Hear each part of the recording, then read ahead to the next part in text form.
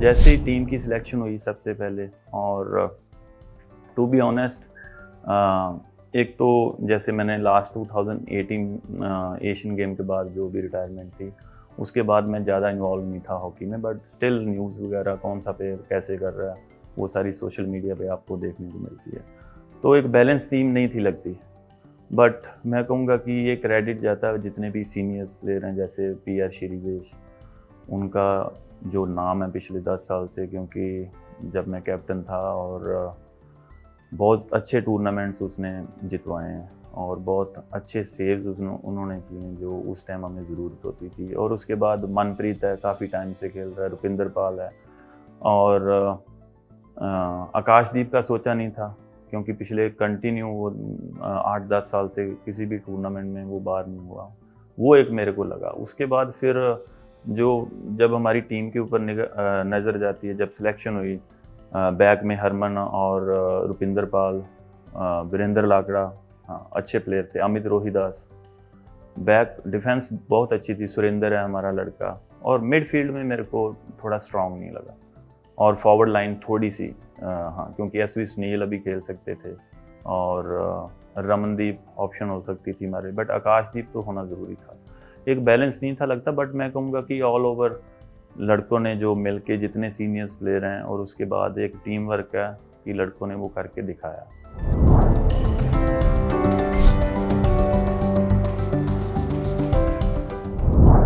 बिल्कुल, कोई भी टूर्नामेंट जैसे रहता है, ओलंपिक, वर्ल्ड कप, बड़े टूर्नामेंट्स में मैं हमेशा बोलता हूँ फर्स्ट ओपनिंग मैच जो हमारा रहता है वो बहुत ही मेजर क्रूशियल मोमेंट होता है, क्योंकि जब आप एक अच्छा स्टार्ट करते हो तो आपको एक अच्छा टूर्नामेंट आगे नज़र आता है। और स्पेशली इस टीम में जैसे हम बात करें कि एक शमशेर लड़का है और भी कुछ ऐसे प्लेयर हैं जिनके 10-15 मैचेस हुए हैं। वही है कि ऑल ओवर जैसे देखा जाए एक टीम वर्क, वो सारी चीज़ें, और जो मेरा एक्सपीरियंस है कि इस टीम में और ज़्यादा एक्सपीरियंस अगर प्लेयर होते तो हम और अच्छा कर सकते थे। और क्योंकि जैसे जो सुनने में आया था कि अपोनेंट्स जितने थे उनकी एक प्रिपरेशन अच्छी नहीं थी हुई, वो सारी चीज़ें, और ग्राउंड के बाहर जो हमारा क्राउड रहता है वो भी आपको थोड़ा सा डिस्ट्रैक्ट करता है, वो सारी चीज़ें। जब आप बॉल के ऊपर फोकस कर रहे हो तो बाहर से आपको आवाज़ें भी आ रही हैं, वो सारी चीज़ें। बट मैं यही कहूँगा कि ये सारी चीज़ें प्लेयर्स ने एक अच्छे तरीके से मैनेज की, और एक बड़ा ऐसा फील हो रहा था कि जैसे एक प्रैक्टिस मैच चल रहा है, और उस तरीके से मैं कहूँगा कि ऑल ओवर हमें इस रिज़ल्ट की ज़रूरत थी। तो अभी इसके बाद बहुत सारी चीज़ें हैं जिसके ऊपर हमें वर्क करने की ज़रूरत है।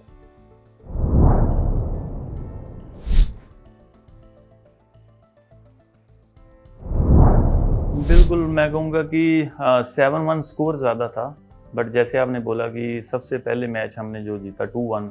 जीतना ज़रूरी है, क्योंकि ऐसे टूर्नामेंट्स ऐसे रहते हैं, आपको जो भी, चाहे आप वर्ल्ड रैंकिंग 10th के साथ खेल रहे हो, कोई भी रैंक है, आपको जीत ज़रूरी है। और फर्स्ट मैच हमने जीता। उसके बाद जो सेकंड मैच था, मैं कहूँगा कि हमेशा इंडिया टीम यही सोचती कि हमने मैच टू मैच सोचना है, बट 7-1 मैच था। बट उसके बाद मैं कहूँगा कि सभी जितने भी हमारे, जैसे आपने बोला सबसे पहले बात की कि सिलेक्शन हमारी अच्छी नहीं हुई, उन चीज़ों के ऊपर सवाल उठने स्टार्ट हुए। फिर उसके बाद 7-1 जैसे आपने बोला, तो बिल्कुल एक होप ख़त्म थी और कि आने वाले टाइम, बट वही जैसे मैंने बोला कि एक प्लेयर्स ने जो भी, मैं आई एम श्योर कि अभी टीम मीटिंग्स आपको पता है हॉकी में बहुत ज़्यादा होती हैं प्लेयर्स की इंडिविजुअली, तो लूज़ करने के बाद मैं कहूँगा कि एक अच्छा कमबैक किया, कि बैक टू बैक सभी मैचेस जीते हैं एक्सेप्ट ऑस्ट्रेलिया को छोड़ के।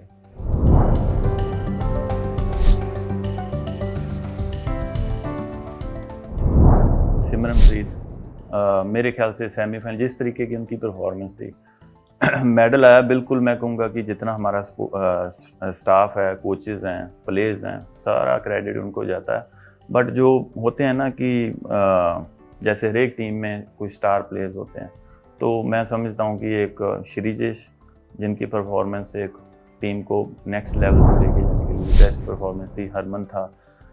Amit Rohidas, one of the best, जिन्होंने बहुत अच्छे रन किए 20 कॉर्नर के ऊपर। और उसके बाद जो हमारा सिमरनप्रीत, बिल्कुल मैं कहूँगा कि कोच को थोड़ा सा, जहाँ जितने भी सीनियर्स प्लेयर्स थे, थोड़ा सा इनके ऊपर बात करके बिल्कुल अगर सेमीफाइनल में सिमरन खेलता तो मेरे ख्याल से जैसे आपने बोला है कि एक स्टेप था, फिर उसके बाद हम फाइनल के लिए खेलते, गोल्ड मेडल के लिए खेलते। बट मेरे ख्याल से बहुत बड़ी गलती है, क्योंकि सिमरन ही एक ऐसा प्लेयर मेरे को ओलंपिक में लगा है जिसने बॉल लेने के बाद कुछ क्रिएट किया है। नहीं तो हम क्या है कि नॉर्मल हॉकी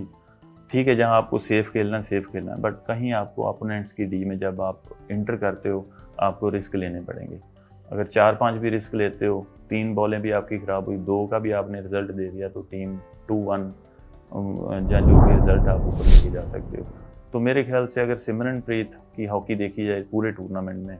तो क्रिएटिव हॉकी खेली है, जितनी भी उनकी बॉल्स थी स्टिक के ऊपर आई हैं, तो बिल्कुल उन्होंने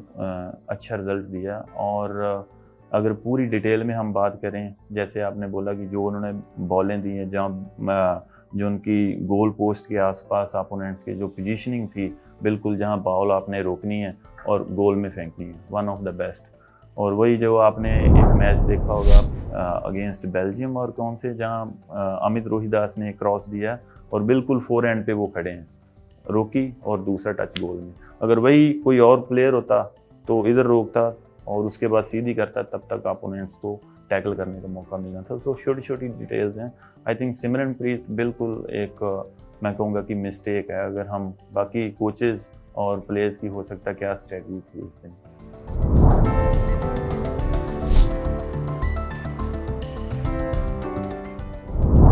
पिछले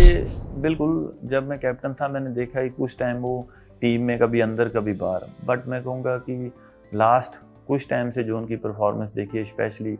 और इस टॉपिक पे भी हम आएंगे कि जैसे इस टूर्नामेंट में इंडिया ने बहुत सारे पीसी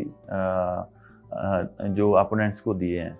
तो मेरे ख्याल से एक श्रीजेश और जो हमारा रश था, फर्स्ट जो रश किया अपना अमित ने, वन ऑफ द बेस्ट। मेरे ख्याल से अगर ये इस टूर्नामेंट में इस तरीके का रश नहीं करते तो कोई रिज़ल्ट और हो सकता था।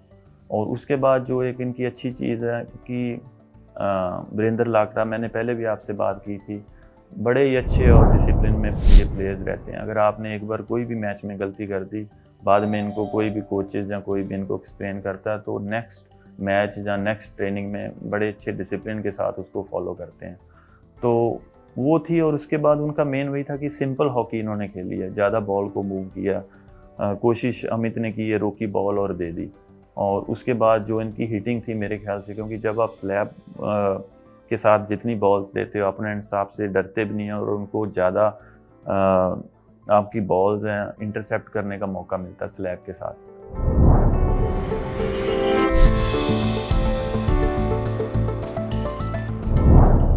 बिल्कुल, टूर्नामेंट जाने से पहले जो मेरे माइंड में था, क्योंकि आदमी अपने आप से क्वेश्चन करता है कौन सा प्लेयर कैसे क्या, और श्रीजेश के ऊपर था कि हाँ, ये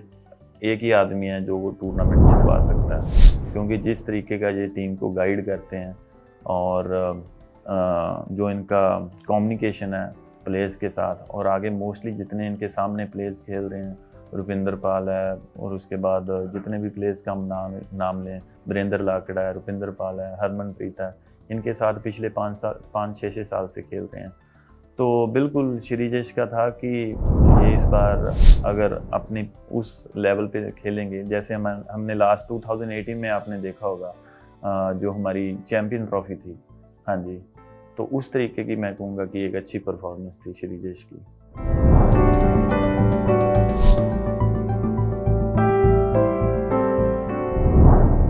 देखिए, सारी चीज़ें एक्सपीरियंस के साथ आती हैं, तो जैसे जैसे और ज़्यादा अच्छे टूर्नामेंट्स खेलेंगे तो मेरे ख्याल से और इम्प्रूव कर सकते हैं, और इम्प्रूव किया भी है। हार्दिक की गेम मेरे ख्याल से अगर हम बात करें कि जैसे मैंने बोला कि सिमरन के बाद Hardik one of the best, simple game इन्होंने खेली है। ज़्यादा जैसे आपने ऑस्ट्रेलिया की बात की कि बहुत सारे हमने मिड में टर्नओवर्स दिए हैं, हमारी बॉलें उन्होंने छीन के हमारे ग्राउंड के सर्कल के ऊपर अटैक किए हैं। तो वो सारी चीज़ें मैं कहूँगा कि नेक्स्ट मैचेस में देखने को नहीं मिली आफ्टर ऑस्ट्रेलिया। सभी प्लेयर्स ने सिंपल 2 टच हॉकी खेली है, जहाँ भी आपके सामने कोई खड़ा बॉल रोकने के बाद, फिर उसके बाद जिसको हम बोलते हैं बॉल देने के बाद फिर दोबारा बॉल रिसीव की है, गिव एंड गो जिसको हम बोलते हैं, और उस तरीके की रनिंग हमें देखने को मिली है। और नीलकांत शर्मा मिडफील्ड में अगर हम बात करें, और विवेक सागर, उसके बाद Hardik, one of the best game.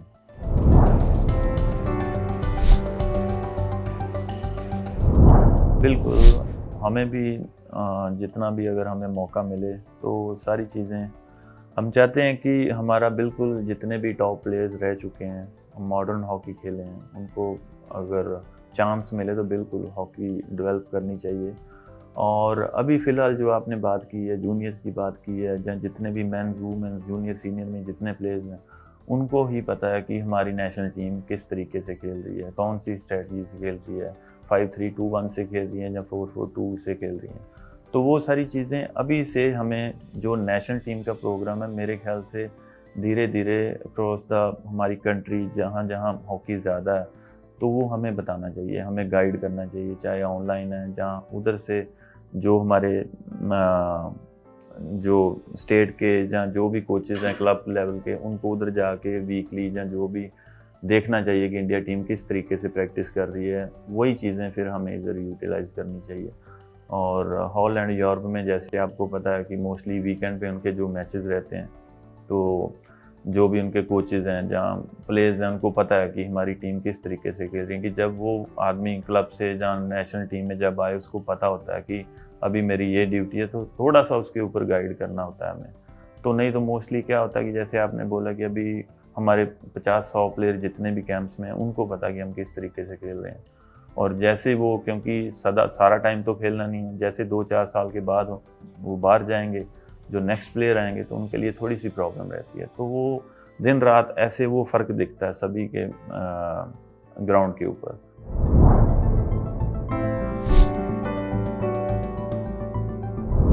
मेरे को फर्स्ट मैच अभी याद है, 2006 चेन्नई में हमारी सीरीज़ हुई थी, अगर आपको याद हो। तो उस टाइम हमने बेल्जियम के ये सेम प्लेयर्स हैं, 4-5 प्लेयर्स को छोड़ के, और उस टाइम से कंटिन्यू एक ही ग्रुप के साथ, जो इनका कोर ग्रुप है, और 2-3 कोचेज़ अभी तक इन्होंने चेंज किए हैं। और उस टाइम मेरे ख्याल से हमने 6-6 गोल से, 7-7 गोल के साथ इनको बीट किया था। बट वही है कि एक प्रोसेस है, और एक कोच कंटिन्यू, उसके बाद सेम एक और ग्रुप। आई थिंक वो ज़रूरी है आजकल की मॉडर्न हॉकी में, क्योंकि मोस्टली आपने देखा, जैसे ही आपने बॉल रिसीव किया, ऊपर देखा, तो कोई भी एक अच्छा पास दे सकता है। तो वही कि आजकल की सारी हॉकी है क्लोज रन, आपको ऊपर नहीं देखने देना। तो वो तभी आता है जब आप एक कंटिन्यू अच्छे प्लेयर्स के साथ, एक ग्रुप के साथ खेल रहे हैं। जब बॉल उधर चल रही है, आप आगे जो आपका प्री स्कैनिंग है, मैंने आपको देख लिया, इट मीन्स कि आप अभी, हमें पता है कि बॉल कहाँ देनी क्या है, क्योंकि ऊपर बॉल रिसीव की ऊपर देखने का कोई वो आपको चांस नहीं देता। तो मैं कहूँगा कि वो सारी छोटी छोटी डिटेल्स हैं जहाँ बेल्जियम ने इन चीज़ों के ऊपर वर्क किया है। सबसे बड़ा जो मेरे को प्लस पॉइंट लगता है कि एक कंटिन्यू, एक तो ज़्यादा कोचेज़ चेंज नहीं किए उन्होंने, और उसके बाद है कि एक सेम प्लेयर्स के साथ उन्होंने ये ग्रुप को बिल्ड किया। 2010 वर्ल्ड कप की बात करें दिल्ली में, तो वो कहीं थे ही नहीं। तो उसके बाद जैसे आपने बोला, तो मेरे ख्याल से एक टीम को बिल्ड करना, इंडिविजुअल आप किसी प्लेयर को थोड़ा जल्दी टाइम में बिल्ड कर सकते हैं, और एक टीम को बिल्ड करना जहाँ 18-20 प्लेयर्स हैं, अलग अलग माइंड है, एक तरीके से उनको कंबाइन करके खिलाना, तो उसके लिए आपको टाइम चाहिए। तो वही बेल्जियम टीम, मैं कहूँगा कि एक, जैसे आपने बात की कि कुछ प्लेयर ऐसे थे जिनकी अभी, स्पेन में कुछ प्लेयर थे जिसकी 5वीं ओलंपिक थी एक प्लेयर की, और बेल्जियम में जिसकी एक 3 है 4 है जो अभी लास्ट कैप्टन थे उनके। तो बिल्कुल मैं उनके साथ लीग में भी खेला हूँ, वो सारी चीज़ें। बट वही है कि आपको एक प्लेयर्स के ऊपर ट्रस्ट करना पड़ेगा, और एक ऐसा नहीं कि 1-2 मैच उन्होंने टूर्नामेंट में जहाँ प्रैक्टिस सेशन में अच्छे नहीं किए, तो आप उनको कैंप से या उस तरीके से आप उनको साइड पे करो। तो वही है कि एक कंटिन्यू सभी ग्रुप को साथ में लेके चलना पड़ेगा, और एक कोच के साथ काम करना पड़ेगा, अच्छे कोच के साथ काम करना पड़ेगा, अगर आपको आने वाले टाइम में रिजल्ट चाहिए।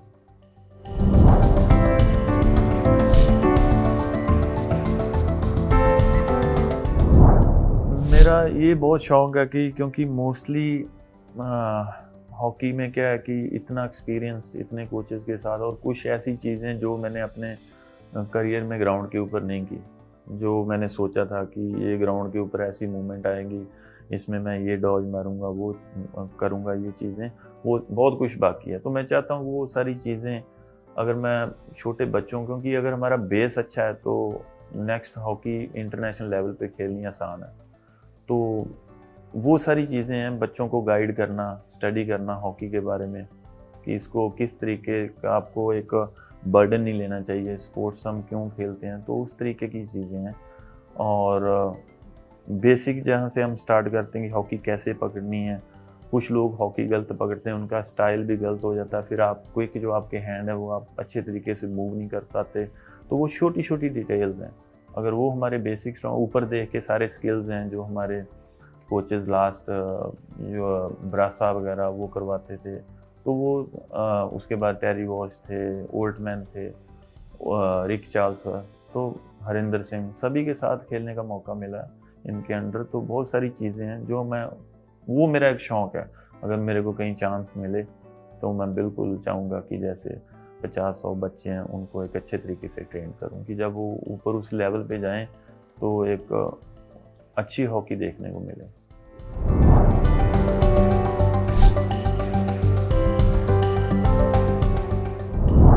तो अलग के लिए फिर आपको सारे काम अलग करने पड़ेंगे, आपकी डाइट, तो आपकी प्रैक्टिस ऑफ कोर्स, तो वो सारी मैं कोशिश करता था कि अपने पहले मेरी स्पीड बहुत स्लो थी, तो कुछ कोचेज़ थे बोलते थे कि आपके फ्लैट फुट हैं, आप खेल नहीं सकते, वो सारी चीज़ें, ऐसा होता माइंड में आता था। बट यही था कि उसके बाद जब ज़्यादा आप मैचेस खेलते हो, जैसे जैसे टीम में मेरा नाम आया, अच्छे प्लेयर्स के साथ खेलने का मौका मिला, तो जो अपोनेंट्स मेरे सामने खेल रहा है तो वापस टीम टूर्नामेंट से आके मैं देखता था कि ये प्लेयर ने क्या किया यार, बेस्ट प्लेयर वो क्यों निकला। तो वो सारी चीज़ें उनकी देख के फिर अपनी अलग से प्रैक्टिस, आई थिंक प्रैक्टिस है, कोई शॉर्टकट नहीं है इसमें। और उसके बाद कोचेज़ का आपके ऊपर वो बहुत ज़रूरी है। पहले मिडफील्ड में था, उसके बाद जैसे ही ब्रासा आए तो उन्होंने सभी प्लेयर्स को इकट्ठे करके सभी की साइड चेंज की, किसी की स्टिक्स चेंज की, किसी की 36 स्टिक्स थी उसको 39 दे दी। तो हमें पहले तो लगता था ये कोच है कि क्या है, हमारी टीम बनाने आया है कि ख़राब करने आया है। तो बट जैसे जैसे उन चीज़ों में हमें इम्प्रूवमेंट दिखनी स्टार्ट हुई, तो मैं कहूँगा कि मेरी बेस्ट गेम, जो लाइफ की बेस्ट गेम, एक ब्रासा के अंडर जब मैं फ्री मैन था, क्योंकि मोस्टली बॉलें आपके थ्रू ट्रैवल होके जाती हैं, आपको पता है